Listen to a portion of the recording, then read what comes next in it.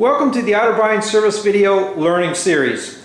Today's topic, Concept 2 Motor Base Plate Assembly, Installation and Troubleshooting. Okay, here we have our workbench. Today we have a C2 three-phase motor. Not that it matters, but this is a three-phase motor. But we're going to focus in on the installation of the motor base plate assembly. And we're going to review first the components that comprise the motor base plate assembly, part number C2-203. And of course the main item is the actual motor base plate itself. And this is not only a plate, it's also the top end bell of the motor. It actually completes the motor. So that's important. It's not just a motor base plate, it's the top end bell of the motor. And knowing that, other items that you receive with this plate is a tolerance ring and also a tension spring. This is also known as a wavy washer. And if I can zoom in on the motor, and there we have our bearing, and the bearing basically resides when the motor base plate's installed inside the plate. And so here's our tolerance ring, and that fits on like so, and we have our tension spring up against the bearing. So inside the motor base plate, that's the configuration. Okay, let's zoom back out here. So those items are received with the motor base plate assembly. Also, the motor base plate's equipped with a new O-ring, and whenever servicing a motor base plate or a unit and you remove the motor from the actual standstill housing, this motor base plate O-ring should always be replaced, never reused. This is a sealing surface between the motor base plate and the actual motor housing itself. Okay, also within the bill of materials or the kit comes 2 oil plugs, and you see each oil plug will have an O-ring on it, and I removed this one just to get a visual. And if you're in parts of the country whereby you're working during the hot summer months and you have a bunch of these oil plugs in your vehicle, one thing I want you to occasionally inspect is inspect this smaller O-ring, because in the elements for a number of years, I'm talking 6-7 years, this is going to get dry rot. So you'll want to keep an eye on that. Also within the kit is a rubber slinger, and I'll explain to you the use of that during the assembly process. Also, there's 2 packs of P80 seal lubricant, and we also have a pack of dielectric grease. Now, the dielectric grease, this is a very important component of the kit in that when you're completed with the install of the motor base plate, the last thing you want to do is apply the dielectric grease inside the bulkhead. And then when you go back to the pond or lake and install the actual cable to the bulkhead, that's going to make for a watertight connection. So that's critical. And finally, within the kit, we have our mechanical seal. This being our mechanical seal. So we have the carbon face of the rotary seal, and we have a ceramic face of the seal seat. So we're going to go through the installation associated with mechanical seal. Okay, so those are the parts that comprise our motor base plate assembly. Now let's focus in on the motor, and I'm going to zoom in again. We're going to focus in on this actual rotor shaft itself. This is a critical area. Right here we have the actual motor shaft step up, also referred to as a shoulder, and this part right here, this is the critical sealing part of the shaft. This is our finished part of the shaft. This is where the rotary seal bellows reside, and they seal up against the surface. Therefore, this is a critical cleaning part of the actual shaft itself, the actual rotor. First step of installing the motor base plate assembly is installing the rotary part of the seal. So let's prep this motor. We would clean the actual shaft itself. If it's an existing motor and it has scale, you'd want to clean off this scale with some type of descaler, or take a fine piece of emery cloth and clean it off. That'll do wonders and clean it up nicely. And then ultimately, when we're done, we want to take some denatured alcohol and remove all the debris that's left behind. Therefore, we have a clean rotor shaft for the bellows of the rotary seal. Okay, so our motor shaft is ready. And now we're going to prep the rotary part of the seal. And there's a spring. This is spring loaded. There's an actual washer on the other side. We're going to remove that for now, and we're going to focus in on the actual rotary seal. And the one thing we want to do, we're going to do a two-part cleaning. We're going to clean it before we install it, and we're going to clean it after we install it. It's very important that the carbon face of the seal and also the bellows are clean, free of any type of debris, dirt, fingerprints. And you want to do a visual inspection. Now, what I like to do, my choice of, well, the cleaning agent I use is denatured alcohol, but to wipe the surface free of dirt, I'm not going to use my shop rag because I might introduce dirt to the actual surface. I'm going to use a clean cotton swab, and I like to double up. And all my benches have a bottle of cotton swab, low cost item, but it's important that we don't introduce new dirt, and this is a clean surface. So we take our denatured alcohol and zoom back out here, and basically I'm going to apply some denatured alcohol on the surface and basically wipe down the actual surface of the seal, the actual bellows themselves. And then with the other side, I'm going to simply wipe dry. You can see the dirt I got off of this. Now, for this model I'm using here, this is a rotary seal that I've used before. You should always use a brand new rotary seal. I guarantee that you're not going to get that much dirt off of a brand new rotary seal, but you can see how much debris was present there. Okay. This is a one-time usage for these, so these are gone. And now what I'm going to do is my actual step up of the rotor shaft. I'm going to apply my lubricant. So my P80 lubricant, I'm going to put a bead around that shoulder, and I'm also going to put a bead on the inner cavity of the bellows. Basically, in doing so, I don't want to stress the bellows when I install them, especially the shoulder, which is a critical point of the install. So the P80 is going to provide the lubrication necessary. Now I'm going to preload my spring and my washer and basically slip it on like so. Now at this point, we're going to use our Concept 2. This is a tool that we fabricate here at the factory, and this is an installation tool. So it's for installing the rotary seal and also the motor base plate. So it's a two-piece solution. And so first we're going to use it to install the actual rotary seal. And I'm just going to thread this into the actual shaft by hand, and I'm going to walk in my tightening nut, and basically with the wrench I'm just going to move this in. Now so I'm drawing the mechanical seal in nice and evenly. The bellows are coming up over that shoulder of the actual finished shaft evenly at the same time.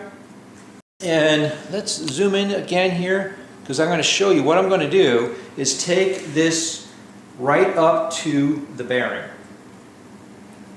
And sometimes you'll hear a slight click. In fact, there it was. And you can see I'm right up against the bearing. At this point, you can remove the tool.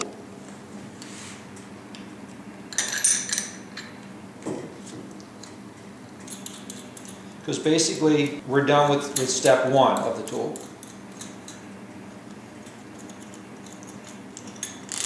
During this process, I also want to point out that I did not use my thumb screw here. I'm going to use that for step 2.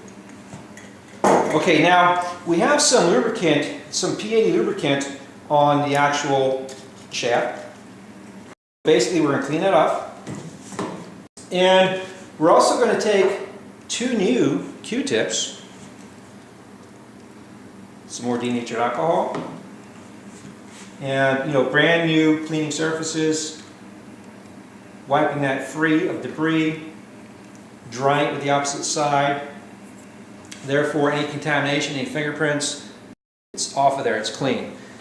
Okay, so that was the first step.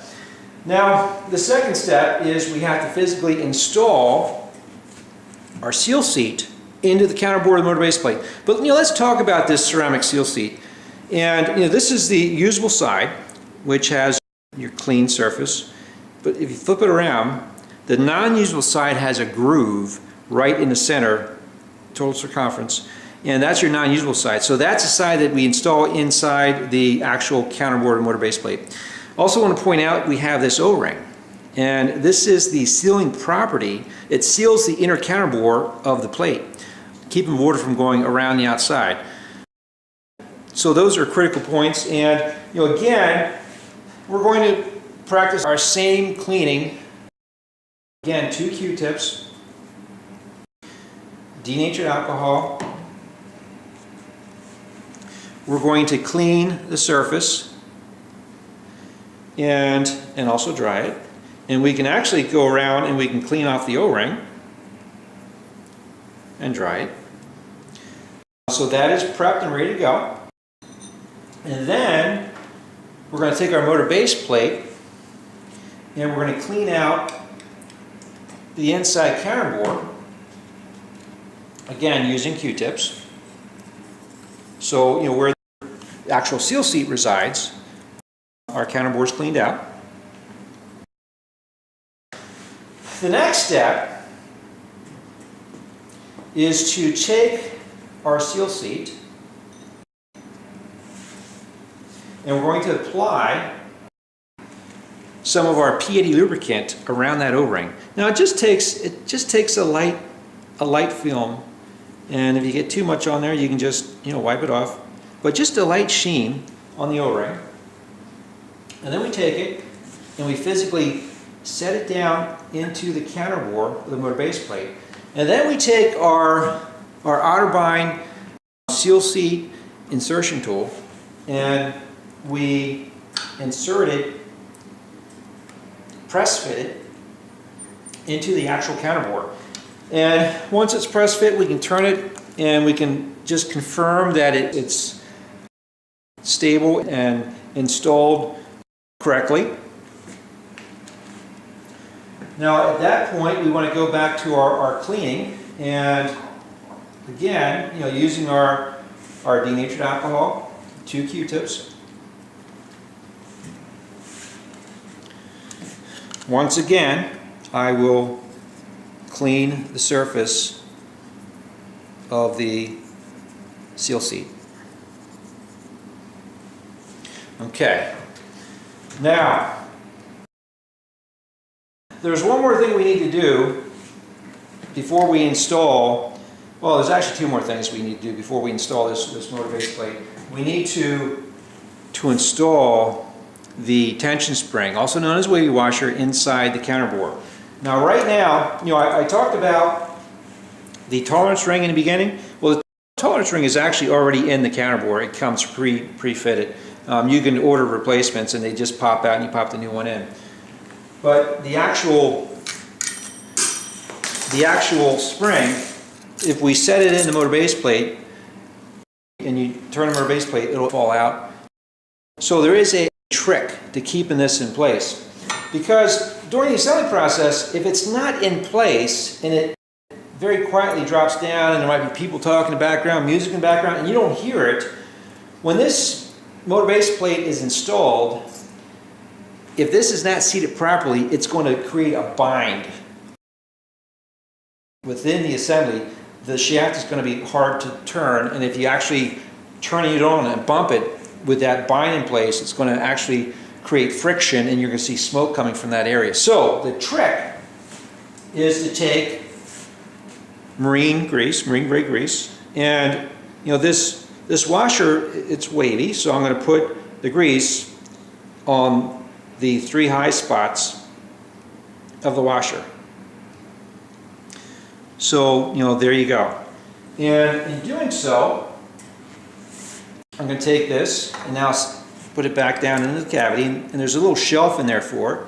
And now it is physically stuck in place by grease. So that's the trick. So now, you know, as far as the assembly process, it's worries-free. We took care of that. The last thing, we're going to take 3-in-1 oil, and we're going to apply 2 drops to the ceramic seal seat surface. And this is to add, this is to give it some pre-lubrication. You can see just 2 drops. Okay, now,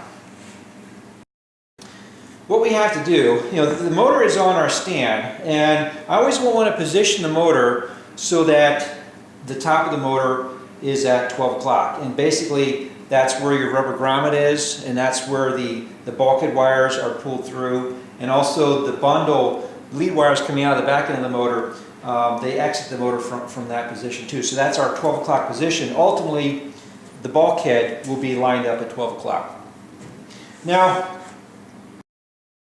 there is one more thing I want to discuss before I assemble this motor base plate, and that's the fact that if you're reusing an existing motor base plate, say we all we did was change out the mechanical seal, and we want to determine whether or not this motor base plate is usable. Well, the one thing I want to point out here is the plate itself has these 4 brass inserts.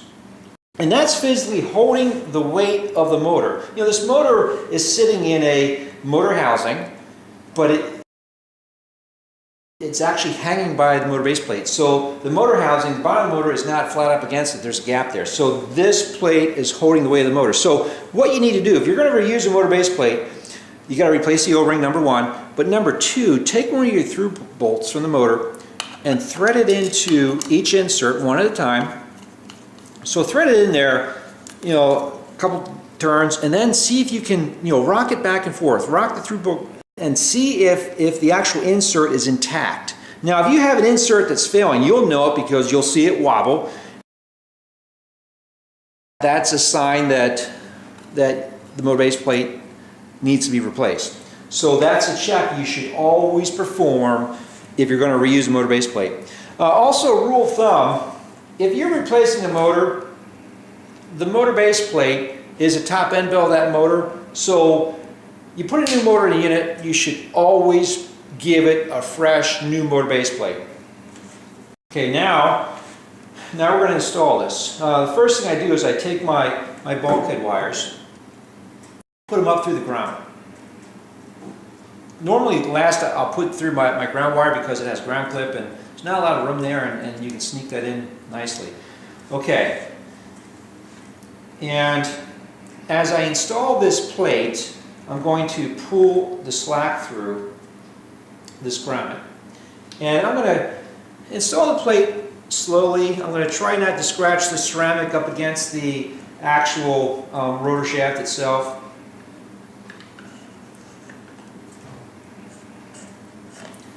Now, at that point, what I'm going to do is take one of my through bolts and actually align it and thread it into one of the inserts. In fact, I'll do 2. You know, just a couple turns. Therefore, in doing so, the motor base plate, which is the top end of the motor, is in perfect alignment with the 4 through bolts. So the 4 through bolts are in alignment with the actual brass inserts.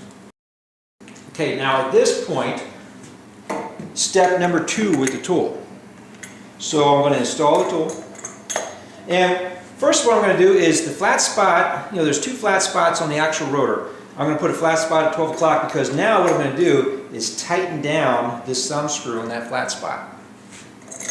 And I'm going to install this actual bolt by hand, move in the tightening nut, and then, just like I did last time with the rotary part of the seal, I'm slowly going to walk this in. Now what it's doing, it's pulling the plate in, and the actual bearing is coming inside the actual tolerance ring. Nice and evenly, slowly.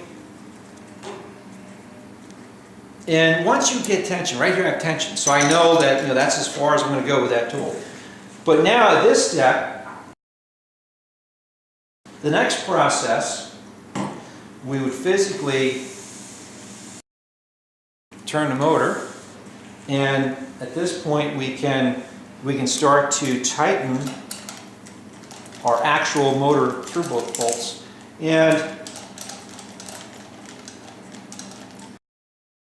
And one thing I'm going to do here with this through bolt here, this is where our ground wire goes.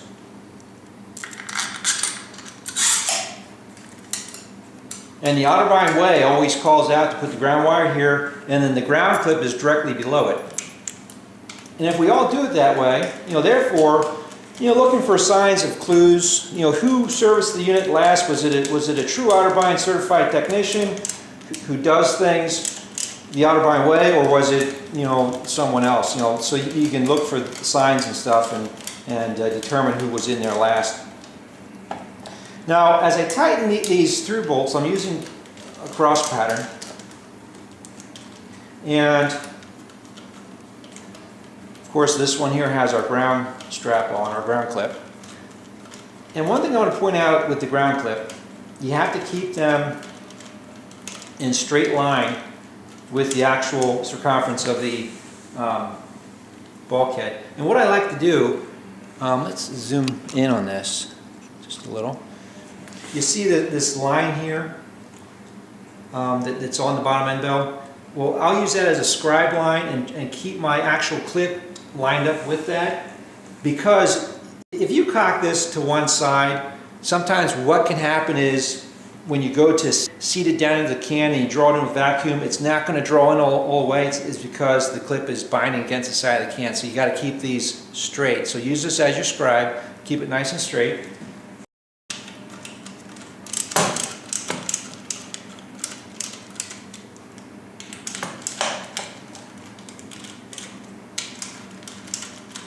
And once I have these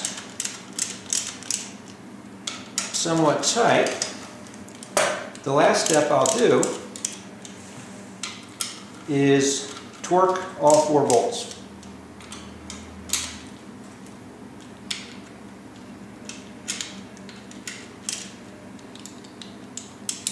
Okay, we're at that point. So I'm going to use my torque wrench. This is another item that you can get with your Otterbein Service Center toolkit. And basically this is calibrated to 30 inch-pounds. So I'm going to go ahead and torque, and I'm using a cross pattern.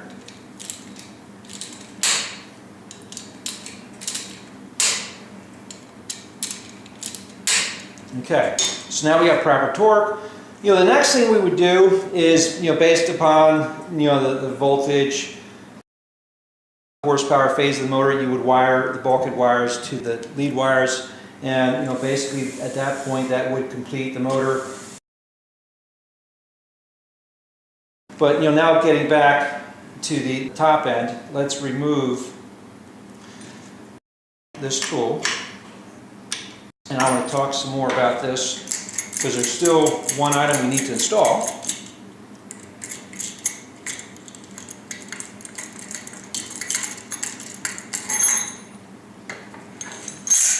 And that is our rubber slinger. So basically, if you look at the cavity, this cavity, in fact, you can see the actual ceramic seal seat inside the cavity. This, you basically load onto the shaft, and you walk it up to the tip of the motor base plate, but you want to make sure you don't put it up totally against. You want to put a gap there. Therefore, we allow water to seep in, but not large pieces of debris. This will keep the large pieces of debris from settling inside that cavity. But we allow water to go in because the water lubrication is required on the inner wall of the seal seat and the inner wall of the rotary seal. And of course, water will go in there, And the inner wall of the rotary seal, the water stops when it reaches the bellows. But that water is important. That's a key component to the successful operation of a mechanical seal. It needs that water. Side lubrication, also wicking away the heat, that's part of the equation. This completes our Concept 2 motor base plate installation. We thank you for watching, and like always, have a great day.